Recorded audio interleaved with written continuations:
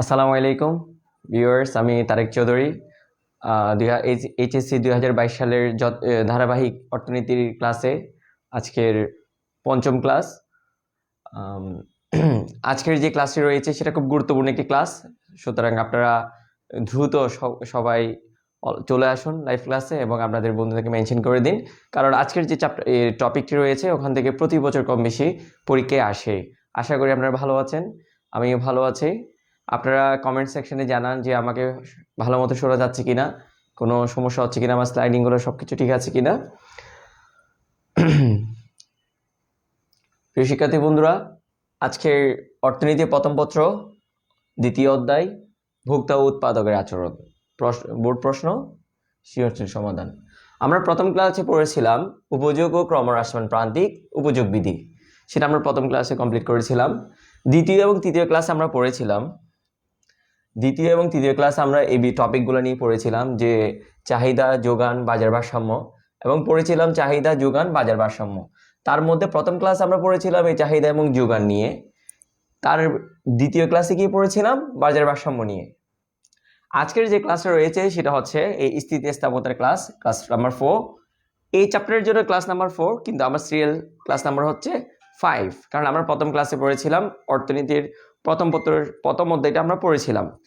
আজকে এই যে স্থিতিস্থাপকতা যে টপিকটা, সেটা আপনাদের কাছে অনেক কঠিন মনে হয়, যেহেতু এখানে ম্যাথমেটিক্যাল কিছু টার্ম রয়েছে। তবে আমি আপনাদের আশা করছি খুব সুন্দর করে, খুব সহজ উপায়ে, খুব কম সময়ে আপনাদেরকে বোঝানোর চেষ্টা করব। আজকের ক্লাসটাকে আমি দুই ভাগে ভাগ করেছি।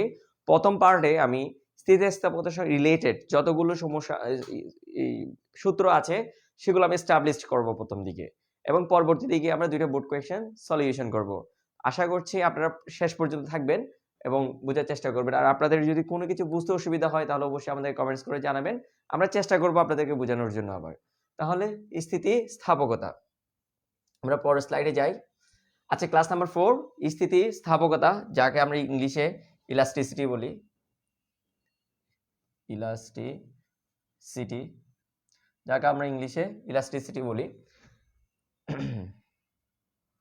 দেখুন, স্থিতিস্থাপকতা জিনিসটাকে আগে আমরা বলি। আমরা দুইটা বিষয় পড়েছি, একটা স্বাধীন চলক, একটা অধীন চলক। চলক কাকে বলে সেটা আমরা আগে পড়েছি, তাও একটু রিভিউ করে দিচ্ছি। সময়ের পরিবর্তনের ফলে গণিত এবং অর্থনীতিতে যে সকল রাশির মান পরিবর্তন হয় তাকে আমরা চলক বলি। এই চলক আবার দুই প্রকার। একটা হচ্ছে স্বাধীন চলক, আর একটা হচ্ছে কি অধীন চলক। এই স্বাধীন চলক এবং অধীন চলকের মধ্যে সম্পর্ক রয়েছে। স্বাধীন চলক যদি পরিবর্তন হয়, আমি আবার রিপিট করছি, স্বাধীন চলক যদি পরিবর্তন হয় তাহলে অধীন চলক পরিবর্তন হয়। পরিবর্তনটা কি অনুপাতে হয়েছে সেটা ফাইন্ড আউট করাকে আমরা স্থিতিস্থাপকতা বলি। দ্যাট মিনস স্বাধীন চলকের সাপেক্ষে অধীন চলকের কি পরিমাণ পরিবর্তন হয় তা যে সূত্র দিয়ে ফাইন্ড আউট করি তাকে আমরা কি বলি, স্থিতিস্থাপকতা বলি। এই স্থিতিস্থাপকতাকে আমরা ইংলিশে ইলাস্টিসিটি বলি। সেই জন্য আমরা অলওয়েজ দেখবেন স্থিতিস্থাপকতাকে আমরা ই দ্বারা ইন্ডিকেট করি। এই ইটা এসেছে এই ইলাস্টিসিটি থেকে। তাহলে আমরা চাহিদা পড়েছি, আবার যোগান পড়েছি। তাহলে স্থিতিস্থাপকতা দুইটার সাথে রিলেটেড, চাহিদার স্থিতিস্থাপকতা, যোগানের স্থিতিস্থাপকতা। কিন্তু শিক্ষার্থী বন্ধুরা, আমাদের যে পরীক্ষা, মানে আপনাদের যে ইন্টার পরীক্ষা, এইচএসসি বোর্ড পরীক্ষাগুলোতে দেখবেন সবসময় বেশিরভাগ ক্ষেত্রে কোনটা আসে, চাহিদার স্থিতিস্থাপকতা। যেই চাহিদার স্থিতিস্থাপকতা পরিপূর্ণভাবে বুঝবে সে খুব ইজিলি নিজে কি যোগানের যে স্থিতিস্থাপকতা সেটা এস্টাবলিশ করতে পারবে। সেই জন্য আমি আজকে আপনাদেরকে চাহিদার স্থিতিস্থাপকতা এস্টাবলিশ করে দেখাবো এবং সেই রিলেটেড কিছু কোয়েশ্চেন সলিউশন করে দেখাবো।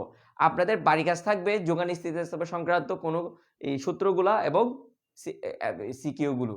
তাহলে দেখেন, চাহিদা স্থিতিস্থাপকতা আমরা তিন ভাগে ভাগ করি। একটা হচ্ছে চাহিদার দাম স্থিতিস্থাপকতা, একটা হচ্ছে চাহিদার আয় স্থিতিস্থাপকতা, আরেকটা হচ্ছে আড়াআড়ি স্থিতিস্থাপকতা।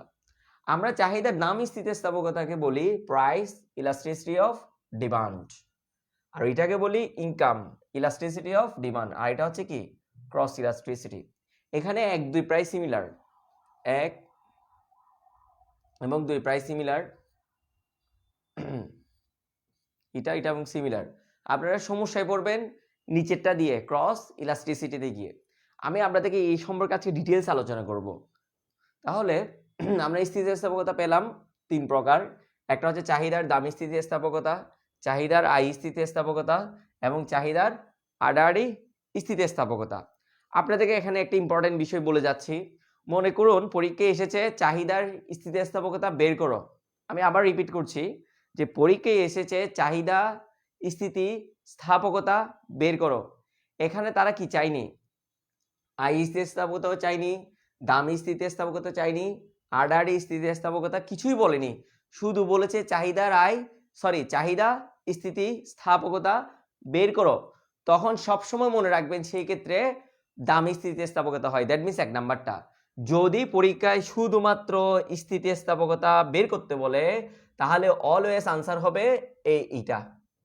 শুধু স্থিতিস্থাপকতা বললে স্থিতিস্থাপকতা শুধু যদি স্থিতিস্থাপকতা বলে, শুধু বলে যদি চাহিদার স্থিতিস্থাপকতা বের করো, তখন শুধুমাত্র ধরে নেবেন যে চাহিদার দাম স্থিতিস্থাপকতা চেয়েছে। অথবা আপনারা যদি উদ্দীপক পড়েন সেখান থেকে যে মানগুলা দেয়া থাকবে সেই মানগুলা নিয়েও বুঝতে পারবেন যে কোন স্থিতিস্থাপকতা চেয়েছে। ঠিক আছে, আমি পরবর্তী স্লাইডে চলে যাচ্ছি। আমি আপনাদেরকে সূত্রগুলো এস্টাবলিশ করে দেখাবো। তাহলে এখান থেকে আমরা জাস্ট 3টা বিষয় শিখেছি: চাহিদার দাম স্থিতিস্থাপকতা, চাহিদার আয় স্থিতিস্থাপকতা, আরেকটা শিখেছি চাহিদার আড়াআড়ি স্থিতিস্থাপকতা। তাহলে আসুন আমরা একটা একটা করে সূত্র এস্টাবলিশ করি। প্রথমে আমরা পড়ব 1 নাম্বারটা, চাহিদার দাম স্থিতিস্থাপকতা।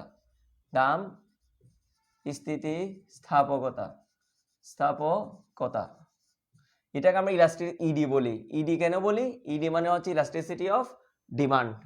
এটা সূত্রটা দেখে আমরা কিভাবে এস্টাবলিশ করতে পারি? প্রথম হচ্ছে চাহিদার আপেক্ষিক পরিবর্তন। উপরে চাহিদার আপেক্ষিক পরিবর্তন পরীক্ষা এভাবে লিখবেন। আর নিচে হচ্ছে চাহিদার দামের ডিমান্ড প্রাইস ইলাস্টিসিটি অফ, আচ্ছা সরি, এটা এখানে পি হবে প্রাইস ইলাস্টিসিটি অফ ডিমান্ড। তাহলে নিচে হচ্ছে চাহিদার, উপরে হচ্ছে আপনার চাহিদার আপেক্ষিক পরিবর্তন, নিচে হচ্ছে দ্রব্যের দামের আপেক্ষিক পরিবর্তন।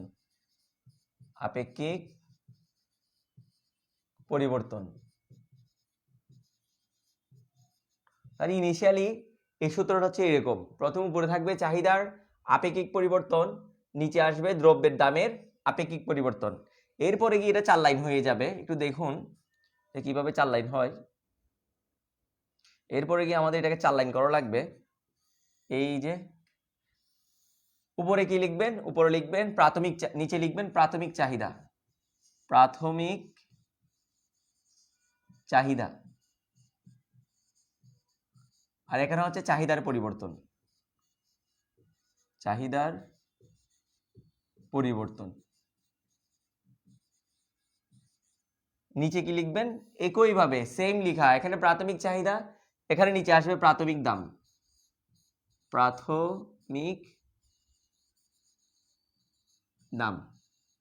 আর উপরে একইভাবে এখানে চাহিদার পরিবর্তন, এখানে কি আসবে?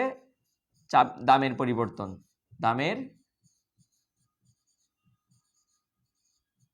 পরিবর্তন। তাহলে প্রথমে হচ্ছে চাহিদার আপেক্ষিক পরিবর্তন, সেটাকে অনেকে শতাংশিক পরিবর্তন বলে, লিখতে পারেন, সমস্যা নাই। এই জায়গায় চাইলে শতাংশিক পরিবর্তন লিখতে পারেন আপনারা। এরপর হচ্ছে দ্রব্যের দামের আপেক্ষিক পরিবর্তন, এখানে দ্রব্যের দামের শতাংশিক পরিবর্তন লিখতে পারেন, তাও কোনো সমস্যা নেই। তাহলে প্রথমটাকে আমরা 2 লাইনে ভাগ করেছি।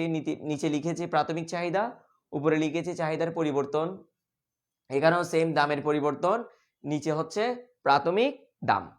আচ্ছা, তাহলে আমরা এখন এস্টাবলিশ করি, একটু দেখেন। প্রাথমিক চাহিদাকে আমরা কিউ দ্বারা ইন্ডিকেট করি। প্রাথমিক চাহিদা কি? কিউ, যেটা প্রথম দিকে ছিল। অনেকে এটাকে কিউ1 লিখতে পারে, অনেকে কিউ0 লিখতে পারেন, সমস্যা নেই। তাহলে প্রাথমিক চাহিদা হচ্ছে কিউ, আর চাহিদার পরিবর্তন হচ্ছে ডেল কিউ। এই ডেলটা হচ্ছে একটা গ্রিক শব্দ, এই ডেল দ্বারা সবসময় পার্থক্য বোঝায়। তাহলে এই ডেল দ্বারা আমি কোনায় একটু লিখে দিই, ডেল দ্বারা অলওয়েজ পার্থক্য বোঝাই। এই যে ডেলটা ইউজ করি সেটা হচ্ছে পার্থক্য বোঝানোর জন্য, পার্থক্য বোঝানোর জন্য ডেল দ্বারা সবসময় কি বোঝাই? পার্থক্য বোঝাই। নিচেও সেম, দেখুন প্রাথমিক দামকে আমরা পি দ্বারা ইন্ডিকেট করি, তাহলে দামের পরিবর্তন কি আমরা ডেল পি দ্বারা ইন্ডিকেট করি। তাহলে আমি যদি এদিকে চলে আসি, তাহলে দেখুন এখানে আমরা কি লিখতে পারি, দেখুন উপরে ডেল কিউ আর নিচে কি কিউ, এখানে একটা গুণ চিহ্ন দিলাম। শুনুন এটা যখন নিচে আছে, নিচের গুণ এখানে আছে ভাগ আকারে, আমি যখন গুণ করে ফেলবো নিচেরটা উপরে যাবে, উপরেরটা নিচে যাবে, তাহলে পি উপরে চলে যাবে আর ডেল পি নিচে নিচে চলে আসবে। এরপর আমি এই সাইড থেকে করি। এবার দেখুন চাইলে আপনি এখানে মান বসে অঙ্কটা করতে পারেন, তবে একটু সৌন্দর্য বৃদ্ধির জন্য আমরা ডেলগুলাকে এক পাশে নিয়ে আসি, del q by del p into p by q. তাহলে ফাইনালি আমার সূত্র হচ্ছে এটা। আপনাদের একটা বিষয় বলি যে পরীক্ষা যেহেতু 3 নাম্বারের জন্য আসে, আপনারা সরাসরি এখান থেকে শুরু করবেন না, আমরা জানি দিয়ে আপনারা কাইন্ডলি এখান থেকে লিখে আসবেন, কারণ এখানে আর বাকি আছে 2 লাইন, শুধু মান বসাবেন, ক্যালকুলেশন করবেন, আনসার ফাইন্ড আউট করবেন। এর জন্য 3 আসলে কল্পনা করা যায় না, সেই নাম মার্কস দিবেন এটা বলছি না, তবে টিচারদের মাইন্ড সেট আপ কিরকম সেটা বোঝা যায় না খাতা কাটার সময়। তাহলে আপনি আপনার মার্কসটাকে, জানা মার্কসটাকে কেন রিস্কে ফেলবেন? সেই জন্য আপনারা এখান থেকে করে আসবেন সলিউশনটা, হুট করে এইভাবে আমরা জানি দিয়ে এটা দিবেন না। তাহলে এখানে আছে, যদি প্রয়োজন হয় স্ক্রিনশট করে নিতে পারেন। আমি দেখি একটু।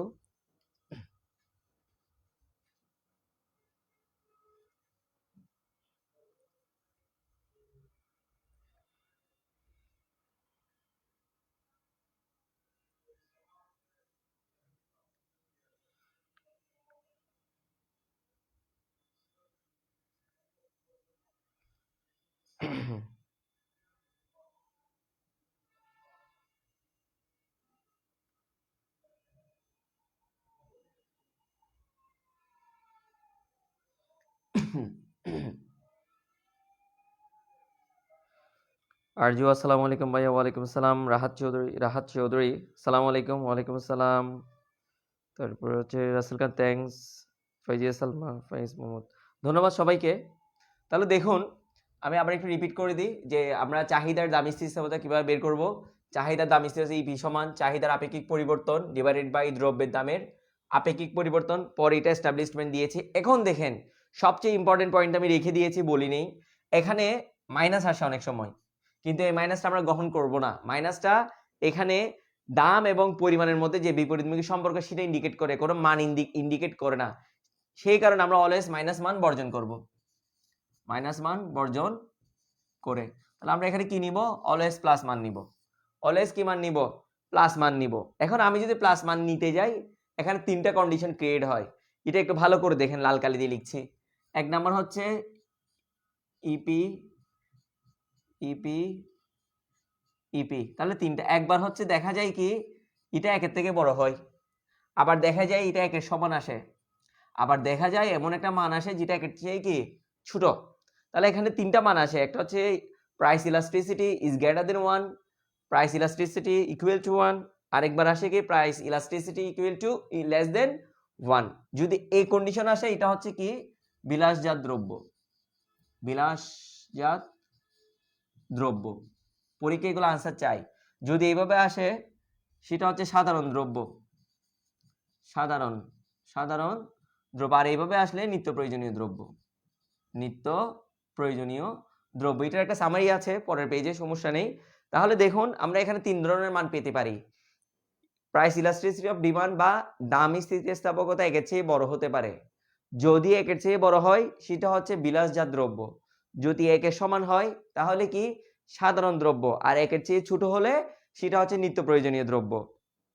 তাহলে ফাইনালি দিন শেষে চাহিদা স্থিতিস্থাপকতার রিলেটেড যা কিছু আছে তার সবগুলো স্লাইডে চলে এসেছে। এরপরে আমরা পরের স্লাইডে যাই। তাহলে এখন আমরা ফাইন্ড আউট করব দাম স্থিতিস্থাপকতা, বের করে ফেলেছি। এখন হচ্ছে আই স্থিতিস্থাপকতা, আই স্থিতিস্থাপকতা। এখানে ইকোনমিক্সে ইন্ডিকেট করে বা স্মল ওয়াই দ্বারা ইন্ডিকেট করে। তাহলে আমরা লিখতে পারি চাহিদার আই স্থিতিস্থাপকতা y ইকুয়ালস টু, দেখুন যেটা দাম স্থিতিস্থাপকতা সেটা দামের পরিবর্তনের কারণে হয়। যদি দাম স্থির থাকে, দাম পরিবর্তন না হয়, শুধু আয়ের পরিবর্তন হয়, তখন আই স্থিতিস্থাপকতা ফাইন্ড আউট করতে হয়। উদ্দীপকে দেখবেন অনেক সময় লেখা থাকে যে আই দিয়ে বলে যে মিস্টার কয়ের মাসিক আয় এত টাকা, আই স্থির অবস্থায়, তখন এটা আর আই স্থিতিস্থাপকতা হবে না। আমি আবার বলছি, মিস্টার কয়ের মাসিক আয় এত টাকা, আয় স্থির অবস্থায়, আয় যখন স্থির বলে দিয়েছে তখন সেটা আর কি হবে না, আই স্থিতিস্থাপকতা হবে না। যদি বলে যে এইভাবে যে মিস্টার কয়ের মাসিক আয় এত টাকা, আয় পরিবর্তন হয়ে এত টাকা হলো, যেহেতু পরিবর্তন হবে সেই ক্ষেত্রে চাহিদার পরিবর্তন হবে, তখন যে স্থিতিস্থাপকতা পাবো সেটাকে আমরা কেবলমাত্র তখনই এটাকে আই স্থিতিস্থাপকতা বলবো। তাহলে দেখুন আগের মতোই সূত্রটা সহজ। উপরে কি লিখবো? উপরে লিখবো চাহিদার আগের মতোই সেম, চাহিদার আপেক্ষিক বা শতাংশিক পরিবর্তন, চাহিদার আপেক্ষিক পরিবর্তন পরিবর্তন। আর নিচে কি লিখবো? নিচে লিখবো আগে লিখেছে দামের পরিবর্তন, এখন লিখবো যে আয়ের আপেক্ষিক পরিবর্তন, আয়ের আপেক্ষিক পরিবর্তন, আপেক্ষিক পরিবর্তন পরিবর্তন। তাহলে আগের মতো এটাও 4 লাইন হয়ে যাবে। উপরে কি আসবে? উপরে আসবে প্রাথমিক চাহিদা, আর এদিকে আসবে চাহিদার পরিবর্তন, চাহিদার পরিবর্তন। এদিকে দেখুন এখানে নিচে আসবে প্রাথমিক আয়, আগে ছিল প্রাথমিক দাম, এখন আসবে প্রাথমিক আয়, প্রাথমিক আয়। আর এখানে হচ্ছে আয়ের পরিবর্তন, আয়ের পরিবর্তন। একদম ইজি সূত্রগুলা, পরিবর্তন। তাহলে এখানে সেম ভাবে এটা 4 লাইন হয়ে যাবে এখন। আচ্ছা এটা এদিকে না লিখি, আমরা ওই পাশে লিখি। তাহলে দেখুন আমরা এদিকে লিখতে পারছি, তাহলে নিচে হচ্ছে কিউ, উপরে হচ্ছে কি ডেল কিউ, আর এদিকে হচ্ছে আগে পি ছিল এখন ওয়াই আসবে, আর এটা হচ্ছে কি ডেল ওয়াই। হ্যাঁ, তাহলে এটাকে আমরা ভাঙতে পারি যে এদিকে ডেল কিউ, এদিকে হচ্ছে কিউ ইন্টু ওয়াই উপরে উঠে যাবে, আর এটা হচ্ছে ডেল ওয়াই। তাহলে আমরা এইভাবে করতে পারি del q divided by del y into y divided by q. তাহলে এখানে ফাইনাল সূত্র আমি পেলাম এটা। এখানে মানের হিসাব নিকাশ আসবে, এখানে মানের হিসাব নিকাশ আসবে।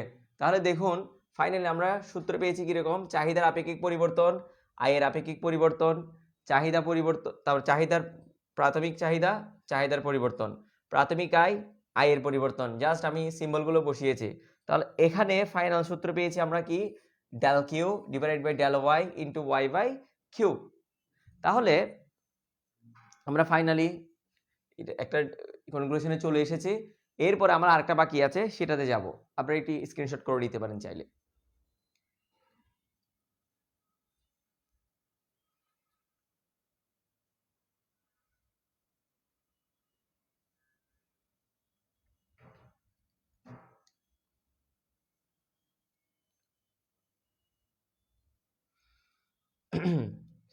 এখন আমরা অলরেডি দুইটা পড়ে ফেলেছি, একটা হচ্ছে চাহিদার দাম স্থিতিস্থাপকতা, আর একটা হচ্ছে চাহিদার আয় স্থিতিস্থাপকতা।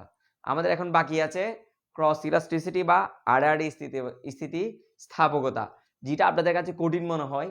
দেখুন আমরা ওইটার দিকে এগিয়ে যাই। এখন আমরা যেটা পড়বো সেটা হচ্ছে আড়াআড়ি স্থিতিস্থাপকতা। আচ্ছা, আড়াআড়ি স্থিতিস্থাপকতা, স্থিতিস্থাপকতা, এটা যে ইলাস্টিসিটি অফ সি বলি, যেহেতু ক্রস ইলাস্টিসিটি। এখন দেখুন আমরা যখন দাম অথবা স্থিতিস্থাপকতা পড়েছিলাম তখন শুধু একটা দ্রব্যের ক্ষেত্রে পড়েছি, না হয় সেটা এক্স দ্রব্য, না হয় ওয়াই দ্রব্য, দুইটা দ্রব্য পড়ি নাই আমরা, তখন একটা দ্রব্যই পড়েছিলাম। কিন্তু এটার বড় বৈশিষ্ট্য হচ্ছে এখানে দুইটা দ্রব্য জড়িত। দেখুন এখানে দুইটা দ্রব্য জড়িত, তাহলে এখানে দুইটা দ্রব্য, একটা এক্স আর একটা কি ওয়াই দ্রব্য। তাহলে ওয়াই দ্রব্যের দামের পরিবর্তনের ফলে এক্স দ্রব্যের দামের কি পরিবর্তন হয়েছে সেটা হচ্ছে কি এই আড়াআড়ি স্থিতিস্থাপকতা। আগে পড়েছিলাম এক্স দ্রব্যের দামের পরিবর্তনের ফলে এক্স দ্রব্যের চাহিদা, কিন্তু এখন এভাবে না, এখন হচ্ছে এক্স দ্রব্যের দামের পরিবর্তনের ফলে ওয়াই দ্রব্যের চাহিদা। বুঝতে পেরেছেন? দ্যাট মিনস একজনের দাম পরিবর্তন হবে, মনে লেটস ধরেন পি এর দাম পরিবর্তন হয়েছে, এক্স এর কি চাহিদা পরিবর্তন হয়েছে। যদি এইভাবে হয় যে পি এর দামের পরিবর্তনের ফলে এই এক্স এর কি পরিবর্তন হয়েছে পরিমাণের, সেটাকে আমরা কি বলবো? আড়াআড়ি স্থিতিস্থাপকতা। আমি আবার রিপিট করছি যে আড়াআড়ি স্থিতিস্থাপকতার ক্ষেত্রে আমাদের এক্স এবং ওয়াই দুটি দ্রব্য, বারবার বলছি এক্স এবং ওয়াই দুটি দ্রব্য, ওয়াই দ্রব্যের দামের পরিবর্তন হবে আর এক্স দ্রব্যের কিসের পরিবর্তন হবে? পরিমাণের পরিবর্তন হবে। ঠিক আছে, তাহলে আমরা ইকুয়েশন এস্টাবলিশ করি। দেখুন ইকুয়েশন যদি এস্টাবলিশ করি তাহলে এগুলো একটু মুছে দিই, এগুলো একটু মুছে দিই, তাহলে ইকুয়েশন এস্টাবলিশ করি। এখন দেখুন তাহলে আগে ওয়াই দ্রব্যের দামের পরিবর্তন হবে, ওয়াই দ্রব্যের দামের আপেক্ষিক বা শতাংশিক পরিবর্তন, আপেক্ষিক পরিবর্তন পরিবর্তন আর এখানে হচ্ছে এক্স দ্রব্যের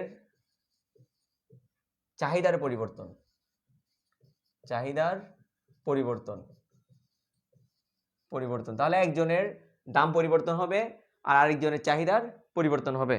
তাহলে এখানে এটাকে আমরা 4টা লাইন লিখতে পারি আগের মতোই। এখানে হচ্ছে এক্স দ্রব্যের প্রাথমিক চাহিদা, সরি এক্স দ্রব্যের প্রাথমিক চাহিদা, আর এখানে হচ্ছে এক্স দ্রব্যের চাহিদার পরিবর্তন, চাহিদার পরিবর্তন।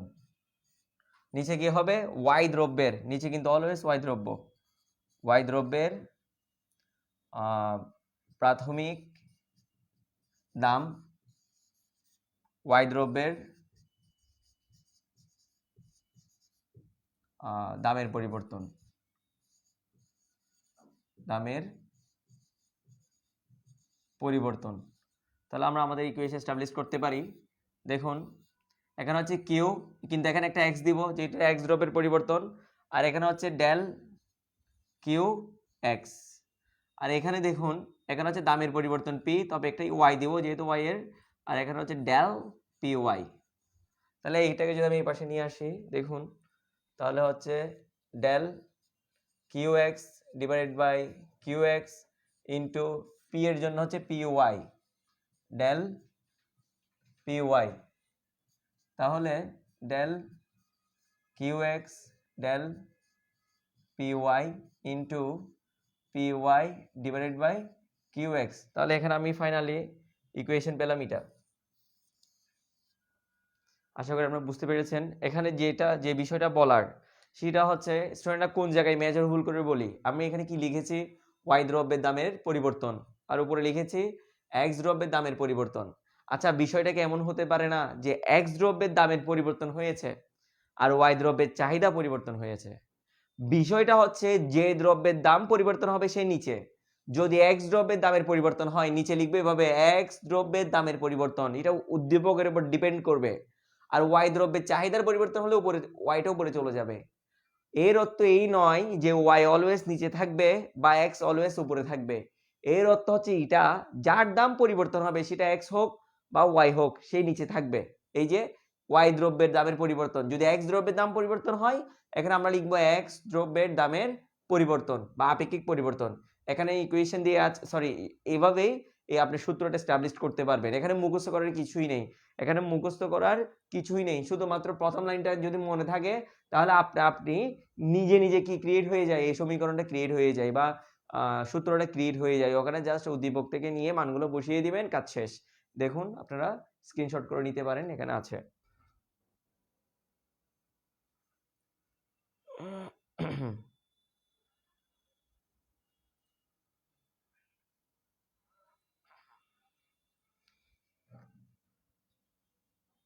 এরপর স্লাইড একটু গিয়ে দেখি। এখানে ইন শর্ট আমি রিভিউ করে দিয়েছি যে কিভাবে আপনারা ডিসিশনে যাবেন। চাহিদার দাম স্থিতিস্থাপকতা, দ্যাট মিন্স যেটাকে আমরা কি বলি, যেটাকে আমরা প্রাইস ইলাস্টিসিটি বলি। ইপি এর ক্ষেত্রে এটা প্রিন্ট টাইপিং মিস্টেক, এগুলো ইডি না, এগুলো হচ্ছে ইপি। কেমন? যদি ইপি এর মান 1 থেকে বেশি হয় বিলাসজাত দ্রব্য, যেটা আমি বলেছিলাম, যদি এপি এর মান 1 এর সমান হয়, ওয়েট, 1 এর সমান হয়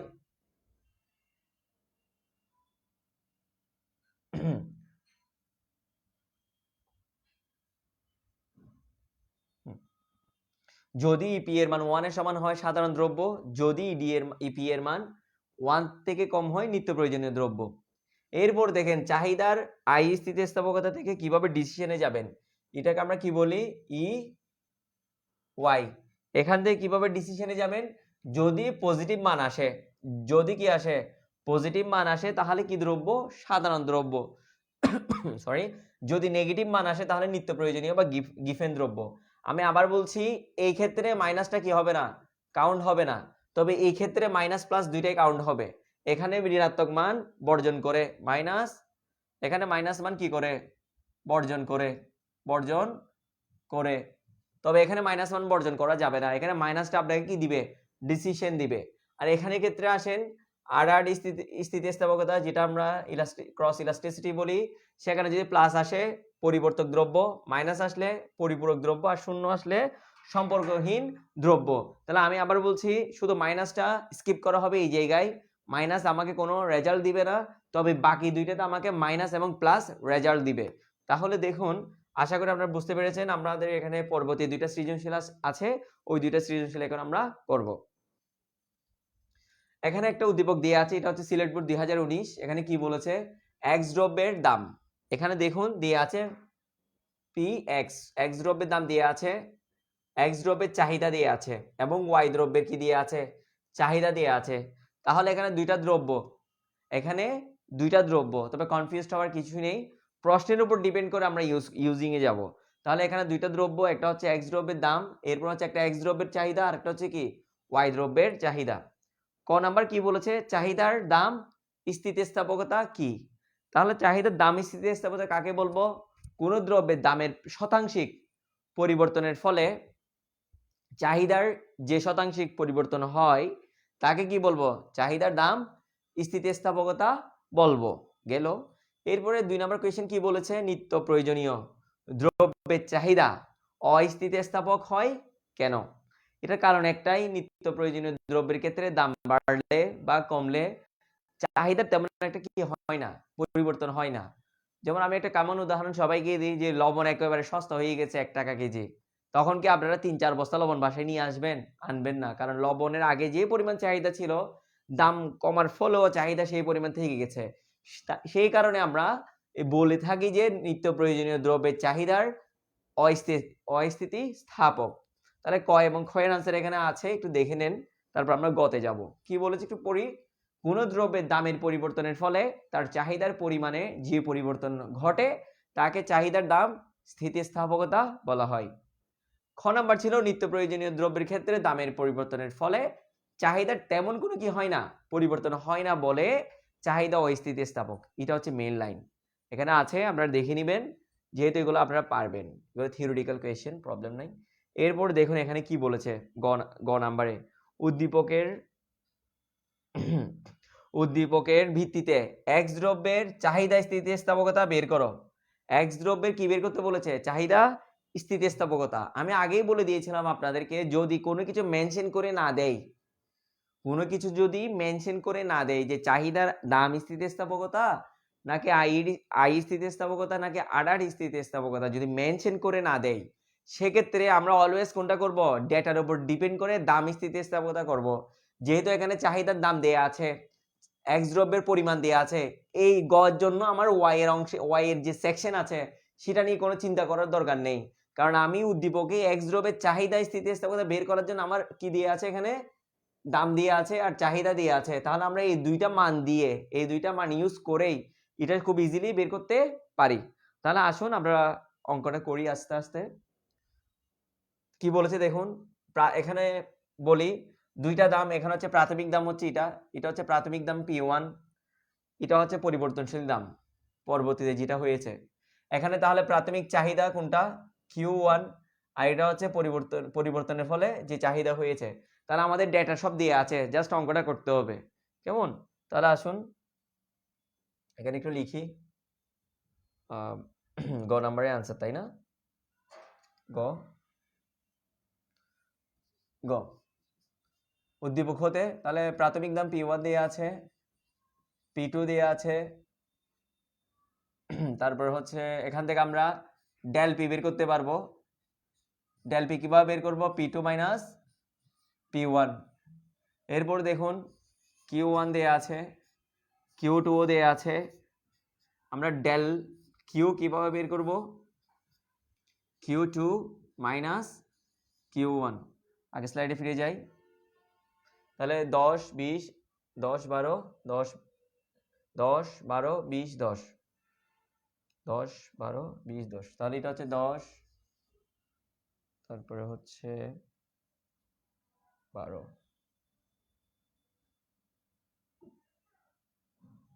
তাহলে এটা হচ্ছে 12, এটা হচ্ছে 20, আর এটা হচ্ছে কত? 10। তাহলে এই মানগুলো দেয়া আছে, এখন এখানে বসাই। বসালে কি পাবো? দেখুন P2 এর মান দিয়ে আছে 20, 20 থেকে 10 গেলে কত? সমান হচ্ছে 10। দামের পরিবর্তন আমরা পেয়েছি।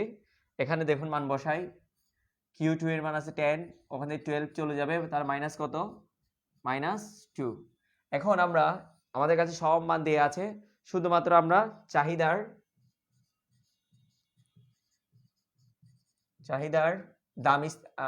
দাম স্থিতিস্থাপকতা ফাইন্ড আউট করব। স্থিতিস্থাপকতা, তাহলে ইলাস্টিসিটি অফ পি, আমি এখানে সংক্ষেপে করছি কিন্তু আপনারা এভাবে করবেন না। তাহলে উপরে হচ্ছে ডেল কিউ, নিচে হচ্ছে ডেল পি, উপরে হচ্ছে পি, নিচে হচ্ছে কিউ। কিন্তু আপনারা করে আসবেন, বাংলাগুলো লিখে আসবেন আপনারা প্রথম থেকে। তাহলে দেখুন ডেল কিউ এর মান কত দেয়া আছে এখানে? -2। ডেল পি এর মান দেয়া আছে কত? তাহলে এখানে আমরা কত ফাইন্ড আউট করেছি? 10 ইন্টু পি মানে হচ্ছে এটা প্রাথমিক দাম 10, নিচে হচ্ছে প্রাথমিক পরিমাণ, এই যে 12 দেয়া আছে, এটা বসাবো, 10 10 কাটা, তাহলে হচ্ছে মাইনাস এটা কি? এটা 1/6। কেমন? -1/6। আমি কি বলেছি যে এখানে ঋণাত্মক মান কি করতে হবে? বর্জন করতে হবে। তাহলে ইকুয়ালস টু 1/6 ঋণাত্মক মান বর্জন করে, ঋণাত্মক মান বর্জন করে শেষ। এই কাজগুলোর জন্য আপনাকে 3টা নাম্বার দেওয়া হবে। তাহলে খুব ইজিলি আমরা সূত্র অ্যাপ্লাই করে এই মানগুলো বের করতে পারি। প্রাথমিক দাম বসিয়েছি, দামের পরিবর্তনটা ফাইন্ড আউট করেছি, প্রাথমিক চাহিদার পরিমাণটা বসিয়েছি, চাহিদার পরিবর্তনটা ফাইন্ড আউট করেছি, ইকুয়েশন সূত্রে বসিয়ে দিয়েছি, মান বের হয়ে গেছে। তাহলে দেখুন আমাকে কোনো মন্তব্য করতে বলেনি যে এটা কি ধরনের দ্রব্য, এটা মন্তব্য করতে বলেনি। তাহলে আমার কাজটা এখানেই শেষ, এবং বলেছে উদ্দীপক ভিত্তিতে এক্স দ্রব্যের চাহিদা স্থিতিস্থাপক বের ফাইন্ড আউট করে ফেলেছি। গেল। এরপরটা দেখেন আড়াআড়ি স্থিতিস্থাপকতার ভিত্তিতে, তাহলে এখানে কি বলে দিয়েছে? আড়াআড়ি স্থিতিস্থাপকতা বলেই দিয়েছে। তাহলে আড়াআড়ি স্থিতিস্থাপকতার ক্ষেত্রে আমরা কি জানি? দুইটা দ্রব্য থাকবে, একটা এক্স দ্রব্য, একটা কি দ্রব্য? ওয়াই দ্রব্য। দেখুন এখানে এক্স দেয়া আছে, আবার ওয়াইও দেয়া আছে। তাহলে আমাদের কাছে ডেটা সব আছে, কিন্তু এই যে ওয়াই দ্রব্যও দেয়া আছে। আড়াআড়ি স্থিতিস্থাপকতার ভিত্তিতে উপরোক্ত দ্রব্যের সম্পর্কের প্রকৃতি নির্ণয় করো। প্রকৃতি মানে হচ্ছে এখান থেকে আমরা দুইটা দ্রব্য পাই, এরা কি পরিপূরক দ্রব্য নাকি পরিবর্তক দ্রব্য নাকি সম্পর্কহীন দ্রব্য, সেটা ফাইন্ড আউট করতে বলেছে। বুঝতে পেরেছেন? তাহলে দেখুন আমাদের দাম পরিবর্তন হচ্ছে কার? এক্স এর। দাম কার পরিবর্তন হচ্ছে? এক্স দ্রব্যের পরিবর্তন হচ্ছে। আর চাহিদার পরিমাণ পরিবর্তন হচ্ছে কার? ওয়াই দ্রব্যের। তাহলে এই ক্ষেত্রে কিন্তু এক্স নিচে যাবে, কারণ কি? দাম যার পরিবর্তন হয় সে নিচে যাবে। তাহলে এক্স এর দাম পরিবর্তন হচ্ছে, এক্স নিচে যাবে। ওয়াই এর দাম যেহেতু পরিবর্তন হচ্ছে না, চাহিদার পরিবর্তন হচ্ছে, তাহলে ওয়াই দ্রব্য কোথায় যাবে? উপরে যাবে। এটা আমি ডিটেলস করাচ্ছি এই অঙ্কটা, একটু দেখুন। মানগুলো আমি এখান থেকে পরে নিয়ে যাব, আগে আমরা সূত্র এস্টাবলিশ করে আসি ওখানে গিয়ে। তাহলে এটা হচ্ছে গ নাম্বারের সলিউশন। এখন আমরা ঘতে যাব, ঘটা করি। ঘ ঘ ঘ হচ্ছে ক্রস ইলাস্টিসিটি। আমরা কি জানি? আমরা উপরে তখন কি লিখেছিলাম? এক্স দ্রব্যের চাহিদার পরিবর্তন, কিন্তু এখন চাহিদা পরিবর্তন হয়েছে কার? ওয়াই এর। সেজন্য এখানে কি লিখবো? ওয়াই দ্রব্যের চাহিদার পরিবর্তন, ওয়াই দ্রব্যের চাহিদার পরিবর্তন। আর নিচে কি লিখবো, এক্স দ্রব্যের দামের পরিবর্তন। এটা বোঝানোর বিষয় ছিল এক্স দ্রব্যের দামের সরি এখানে আপেক্ষিক একটা শব্দ আসবে, আপেক্ষিক, এখানেও আসবে আপেক্ষিক পরিবর্তন, আপেক্ষিক পরিবর্তন, পরিবর্তন। এখন দেখুন তাহলে এখানে 4 লাইন হয়ে যাবে। এখানে হচ্ছে ওয়াই দ্রব্যের প্রাথমিক চাহিদা, প্রাথমিক চাহিদা ওয়াই দ্রব্যের চাহিদার পরিবর্তন, চাহিদার পরিবর্তন, পরিবর্তন। নিচেও সেম, এখানে লিখবেন এক্স দ্রব্যের দামের প্রাথমিক দাম, এক্স দ্রব্যের প্রাথমিক দাম, এক্স দ্রব্যের দামের পরিবর্তন, এক্স দ্রব্যের দামের পরিবর্তন। তাহলে ইকুয়েশনটা কি হয়, উপরে হবে কিউ ওয়াই, এদিকে হবে ডেল কিউ ওয়াই, এদিকে হচ্ছে ডেল পি এক্স, নিচে হচ্ছে কি পি এক্স। তাহলে এটাকে যদি আমি এদিকে ভাঙি তাহলে কিভাবে লিখতে হয়, del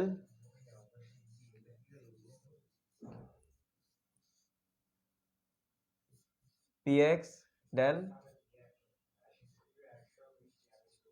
p x del q y del p x into p x divided by q y. এখন জাস্ট আমরা কি করব, আমরা সূচি থেকে দেখে মানগুলা নিয়ে আসবো আর এখানে মান বসিয়ে দিব, দেখবেন কি নিজে নিজে সলিউশন হয়ে গেছে।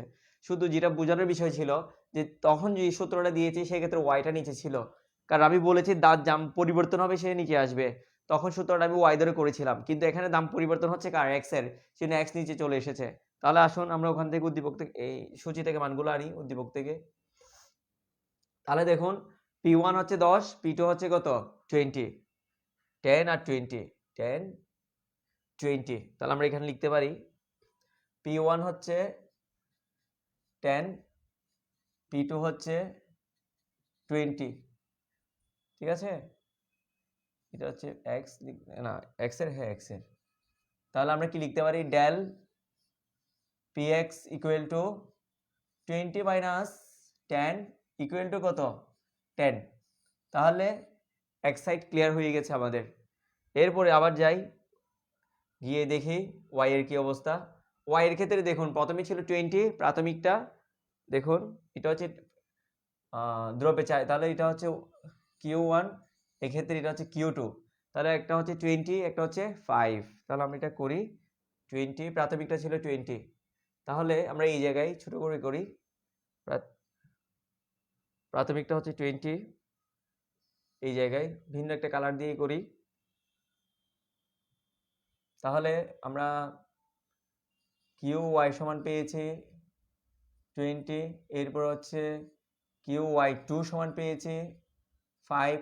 তাহলে আমরা যদি ডেল কিউ বের করি, ডেল QY, তখন আমরা কি পাবো 5 মাইনাস 20 পাবো, 5 মাইনাস 20। আচ্ছা আমি এটাই এখানে করি, বোঝা যাবে না, যাই হোক এই জায়গায় করি। তাহলে ডেল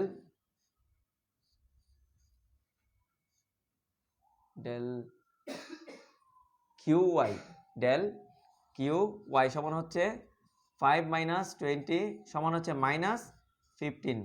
তাহলে এই মানগুলো এখন আমরা এখানে বসিয়ে দিই। তাহলে দেখুন ডেল QY এর মান পেয়েছি মাইনাস 15, ডেল PX মান পেয়েছি কত 10, ঠিক আছে।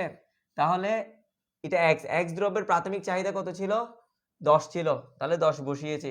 y দ্রব্যের এটা সরি প্রাথমিক দাম আর y দ্রব্যের চাহিদা ছিল 20 বসিয়েছি।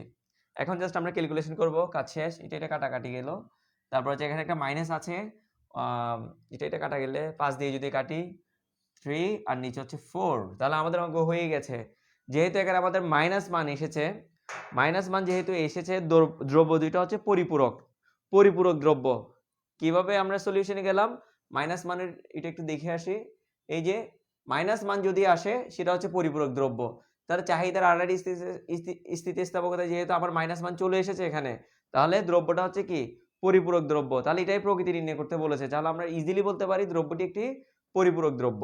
আশা করি বুঝতে পেরেছেন। এরপর একটা কোয়েশ্চেন আছে, ওইটা একটু করি, খুব অল্প সময়ের মধ্যে আমরা ক্লাস শেষ করব। এখানে একটা চিত্র দেয়া আছে, এখানে একটা কিছু দেয়া নেই চিত্র। এটা হচ্ছে আপনার সমন্বিত বোর্ড 2018 সালের একটা কোয়েশ্চেন। রেখার ডাল কাকে বলে আমরা জানি? চলক ও ধ্রুবক একই নয়, সেটার আনসার এখানে দেয়া আছে। চলক পরিবর্তনশীল, ধ্রুবক স্থির, রেখার ডাল ওইটাও পারবেন। এখানে গ নাম্বার কি বলেছে সেটা একটু দেখি আমরা। গ নাম্বার কি বলেছে? উদ্দীপকের তথ্যের আলোকে চাহিদা স্থিতিস্থাপকতা ফাইন্ড আউট করো।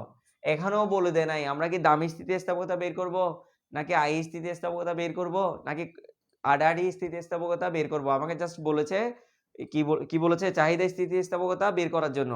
তাহলে আমরা ধরে নিব যেটা কি স্থিতিস্থাপকতা, দাম স্থিতিস্থাপকতা, কিছু বলে নাই ওই জন্য।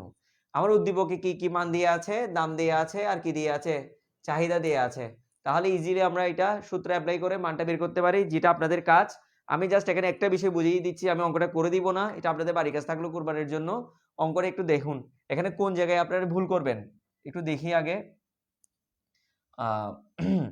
এখানে কথা হচ্ছে আমার এটা হচ্ছে প্রাথমিক, এই যে এখানে একটা মান আছে না, এটা হচ্ছে আমার প্রাথমিক দাম, এটা হচ্ছে প্রাথমিক দাম, প্রাথমিক দাম, বুঝতে পেরেছেন? এটা হচ্ছে P1 প্রাথমিক দাম। তাহলে এটা যদি P1 হয়, এই বিন্দুটা কোথায় ইন্টারসেক্ট করেছে? এই জায়গায় করেছে না, এই বরাবর যে মানটা পাবেন এটা হচ্ছে প্রাথমিক চাহিদা, এটা হচ্ছে কিউ প্রাথমিক চাহিদা। এখানে এটা হচ্ছে পি, এটা হচ্ছে কিউ। তাহলে এটা হচ্ছে দাম পরিবর্তন হয়েছে, তাহলে দাম পরিবর্তন হয়ে এখানে এসেছে। তাহলে এখানে পি হচ্ছে কত? আমি একটু এস্টাবলিশ করে দিই। পি হচ্ছে 10, কিউ হচ্ছে কত? 15। ডেল পি কত হবে দেখি একটু। ডেল পি হবে 20। তাহলে 20 থেকে 10 বাদ, 20 মাইনাস 10 সমান কত? 10। বুঝতে পেরেছেন? ডেল কিউ কিভাবে বের করবেন? 15 থেকে 10 বাদ দিবেন। তাহলে ডেল কিউ আমি এদিকে বের করছি। ডেল কিউ সমান হচ্ছে এটা পরিবর্তন হয়েছে না, এটা কিউ টু 10 মাইনাস 15 সমান হচ্ছে -5। তাহলে আপনার সবকিছু দিয়ে আছে, শুধুমাত্র এই মানগুলো বসিয়ে দিবেন ইয়াতে ইকুয়েশনে। তাহলে আমি আবার বলছি, এখানে প্রাথমিক দাম হচ্ছে 10, কারণ দাম এখান থেকে বৃদ্ধি পেয়ে কোথায় গিয়েছে? 20-এ গিয়েছে। প্রাথমিক দাম থাকা অবস্থায় যেটা বিন্দু পাওয়া যাবে সেটা হচ্ছে প্রাথমিক কি চাহিদা। কোনো অবস্থাতেই এইদিকে 10কে প্রাথমিক দাম নিয়ে এইদিকে 10কে যদি প্রাথমিক চাহিদা নেন, আর অঙ্ক কখনোই মিলাইতে পারবেন না। আমি আবার বলছি, প্রাথমিক দামের সাথে যে রেখা যে বিন্দু পাবেন সেটা হচ্ছে প্রাথমিক চাহিদা। এরপর এটা হচ্ছে দামের পরিবর্তন, আর এটা হচ্ছে চাহিদার পরিবর্তন। দাম আর চাহিদা বিপরীতমুখী, দাম বাড়লে চাহিদা কমে, সেটা আমরা জানি। এখান থেকে মান সব দেয়া আছে, শুধু সূত্রে বসিয়ে দিবেন, কাজ শেষ। এরপরে বলেছে কি বলেছে দেখুন, এই উদ্দীপকের দ্রব্যটি কি বিলাসজাত দ্রব্য কিনা সেটার ডিসিশন আপনাদের উপর। আপনারা এই অঙ্কটা করবেন, করার পরে এখান থেকে কি মান আসবে? তিনটার মধ্যে যে কোনো একটা মান আসবে। না হয় সেটা একের থেকে বড় আসবে, না হয় একের থেকে ছোট আসবে, না হয় একের সমান আসবে। যদি একের থেকে বড় হয় সেক্ষেত্রে এটা কি হবে? বিলাসজাত দ্রব্য হবে। তাহলে দেখুন এখানে একটা চার্ট দিয়ে আছে না, এই চারটা কাজ দিবে আপনাদের। যদি এটা দেখুন, এই যে এই জায়গায় যদি একের চেয়ে বড় আসে বিলাসজাত দ্রব্য, একের থেকে কম আসলে সাধারণ দ্রব্য, একের থেকে বেশি একের সমান আসলে সাধারণ দ্রব্য, একের থেকে কম আসলে নিত্য প্রয়োজনীয় দ্রব্য। আমার এখানে অঙ্কটা করানোর কোনো উদ্দেশ্য ছিল না। এই যে এখানে যেটা আছে অঙ্ক, সেটা তুলে আনার একটাই কারণ, অঙ্ক করানো নয়, অঙ্ক আপনারা পারবেন। যে সূত্র একবার পারবে, যে প্রথম সৃজনশীলটা বুঝেছে, সে যে কোনো অঙ্ক পারবে। কিসের? স্থিতিস্থাপকতার। এই জিনিসটা আনার মেন টার্গেট ছিল আমার অঙ্ক করানো নয়, জাস্ট একটা কিছু থিম বোঝানো, যে এখানে কোনটাকে আপনার প্রাথমিক দাম ধরবেন, কোনটাকে আপনারা কি ধরবেন? প্রাথমিক চাহিদা ধরবেন, কিভাবে পরিবর্তন হচ্ছে। তাহলে আমরা অলওয়েজ ধরে নিব যে নিচেরটা যেটা ছোট প্রথমে ছিল সেটা কি প্রাথমিক দাম। প্রাথমিক দামের সাথে বিন্দু বরাবর যে দামটা পাবেন সেটা প্রাথমিক, যে পরিমাণটা পাবেন সেটা প্রাথমিক পরিমাণ। এরপরে দামের পরিবর্তন, এটার পরিবর্তন। দ্রব্যটা কি বিলাসজাত দ্রব্য কিনা? বিলাসজাত দ্রব্য কখন হবে? বিলাসজাত দ্রব্য তখনই হবে যখন স্থিতিস্থাপকতার মান একের চেয়ে বেশি আসবে। আশা করি আপনারা বুঝতে পেরেছেন ক্লাস। আপনাদের সবাইকে ধন্যবাদ। ক্লাস আমি আর দীর্ঘায়িত করছি না। আপনাদেরকে সবাইকে ঈদের শুভেচ্ছা। আমাদের ক্লাস যথারীতি ইনশাআল্লাহ ঈদের পরে শুরু হবে। আমার ক্লাসটা আবার বলছি বুধবার এবং শুক্রবার রাত ৯ টায়। এটা কন্টিনিউ হতে থাকবে। আপনারা সাথে থাকবেন, আপনারা বেশি, বেশি শেয়ার করতে থাকবেন। আপনাদেরকে ঈদের শুভেচ্ছা। ভালো থাকবেন, সুস্থ থাকবেন। আসসালামু